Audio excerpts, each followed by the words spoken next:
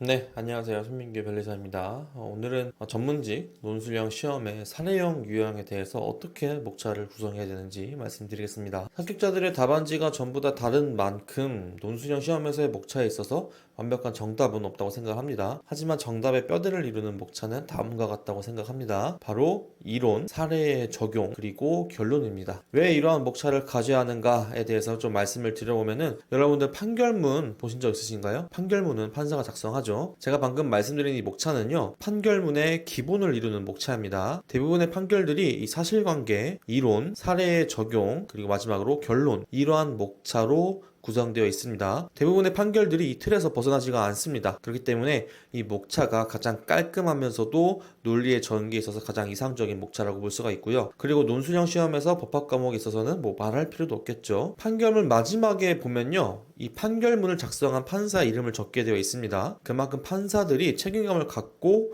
수많은 검토와 고민의 결과로 나오는 것이 바로 이 판결문인 거고요. 판사님들이 얼마나 많은 판결문을 쓰시겠어요. 특히 대법원 판결은 대법관분들이 작성하시는 판결문인데, 이 대법관분들이 그 자리에 오르기까지 얼마나 수많은 판결문을 썼겠어요. 그만큼 논리의 구성이나 목차에 있어서는 정말 더할 나위 없는 어떤 교보제 같은 거다라고 말씀드릴 수 있을 것 같습니다. 판결문의 목차를 하나씩 살펴보면은 처음에 나오는 이 사실관계가 바로 우리 시험에 출제되는 문제입니다. 이 사실관계에 대해서 어떤 이론과 법리가 적용되는지 먼저 제시를 하고, 이러한 이론과 법리가 이 사례에 어떻게 적용되는지, 그리고 어떠한 논리를 갖고 주문, 즉 결론에 이르게 되었는지 서술하고, 마지막에 결론으로 답안지를 끝맺음 짓게 되는 것입니다. 자, 그래서 판결문의 목차를 구체적으로 하나씩 살펴보면은 처음에 나오는 이 사실관계가 바로 우리 시험에 출제되는 문제입니다. 자, 그 다음에 답안지에 작성해야 되는 첫 번째 목차, 이론은요, 우리가 기본적으로 암기해야 되는 내용입니다.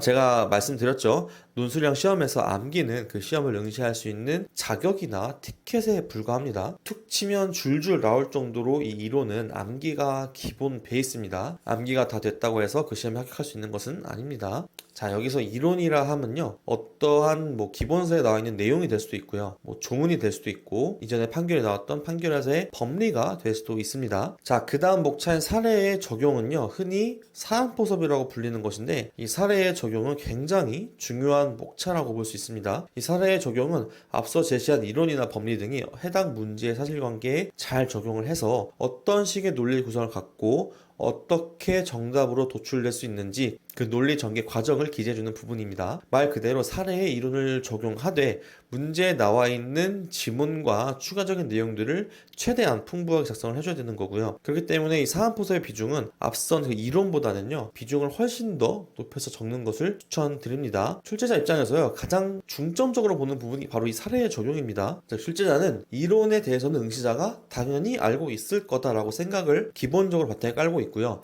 이 이론을 사례에 잘 적용해서 이 사실관계들을 잘 풀어낼 수 있는가, 그래서 어떠한 논리 과정으로 결론까지 이끌어내는지를 보고 싶어 하는 것이기 때문에 이 사례의 적용을 잘 적는 것이 굉장히 중요합니다. 이 사례의 적용에서의 가장 기본은요, 많은 분들이 간과하시는데 또 많은 분들이 무시하시기도 하는데, 바로 문제의 지문입니다. 이 문제의 지문에요, 사례의 적용에 기재할 것이 다 나와 있습니다. 많은 분들이 문제에 기재된 것은 이미 나와 있는 거니까 답안지에 굳이 반복해서 적을 필요가 없다, 또는 점자는 이 문제의 사실관계를 알고 있을 거기 때문에 굳이 내가 이 문제에 있는 내용을 답안지에 기재할 필요는 없을 거다라고 생각하시는데, 아주 크게 잘못된 생각입니다. 사례형 문제에서는요, 출제자는 문제에 나와 있는 사실관계를 기초로 응시자에게 문제를 풀라고 준 것이고요, 응시자는 이 사실관계, 즉 문제에 나와 있는 지문을 최대한 답안지에 녹여내면서 이 사례의 적용 목차를 풀어나가야 한다는 겁니다. 자, 이 판결문에서도요, 아무리 당사자들 간의 사실관계를 다 알고 있다고 해도요, 사실관계를 판결문에 먼저 기재를 해준 다음에 그 다음 판단 및 결론에 들어갑니다. 즉 다시 말해서 이 사안포섭은요, 논술형 시험에 있어서 어쩌면 굉장히 간단한 거일 수도 있습니다. 문제의 지문을 최대한 내가 답안지에 기재를 해주면 그걸로 충분히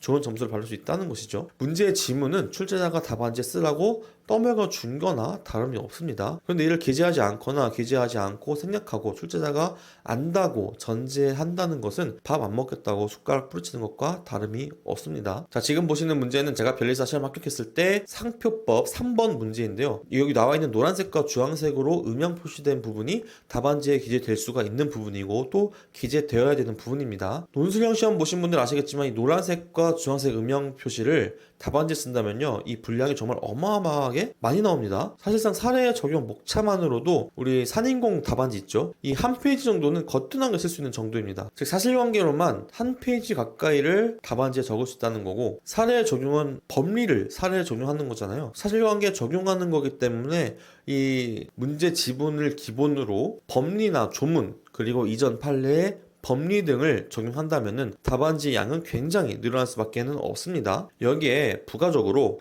이건 참 제가 정성적인 부분이라서 제가 말씀드리긴 좀 애매한데, 이게 어느 정도 실력이 오르면요, 내가 답안지에 추가적으로 쓸 수 있는 관련 법리나 관련 판례까지도 끌어다 쓸 수가 있습니다. 이 부분을 부가적으로 내가 답안지에 기재를 할 수가 있는데, 이 부분까지도 내가 나의 생각이나 판단, 검토 등의 내용으로 적절하게 가미해 준다면요, 훨씬 더 훌륭한 답안지가 될 수 있고, 그 말은 지금 뭐죠? 출제자가 높은 점수를 줄 수밖에 없는, 높은 점수를 받을 수밖에 없는 답안지라는 겁니다. 훌륭한 답안지가 될 수 있습니다. 이렇게 하면은 흔히 말하는 풍부한 사안포섭을 이뤄낼 수 있다는 것이죠. 자, 마지막으로는 결론입니다. 결론은 짧게는 한두 문장 아니면은 뭐 세 문장 정도로 마무리가 되는데, 이 결론은 답안지를 마무리를 해주고 정리를 해주는 역할을 합니다. 근데 앞에 이론과 법리, 사례 적용 기껏 잘 써놨는데 결론에서 삐끗거리거나 결론을 잘못 쓰게 되면은 이 답안지에 대한 인상이 채점자에게 아주 안 좋아지겠죠. 결론은 길어야 세 줄밖에 안 되기 때문에 결론을 틀리면요, 눈에 확 뜰 수밖에 없고요. 기각을 각하로 기재했다거나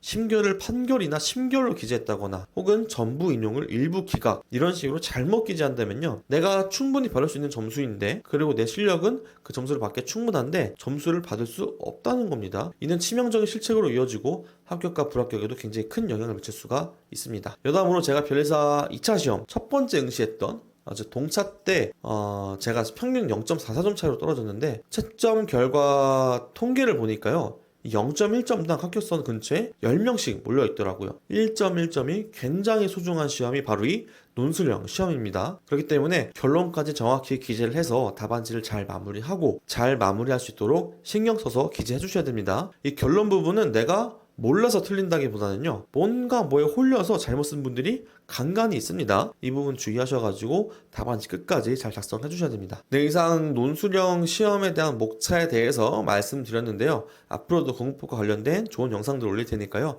관심 부탁드리고 구독도 잊지 말아 주시길 부탁드리겠습니다. 네, 이상 손민기 변호사였습니다. 감사합니다.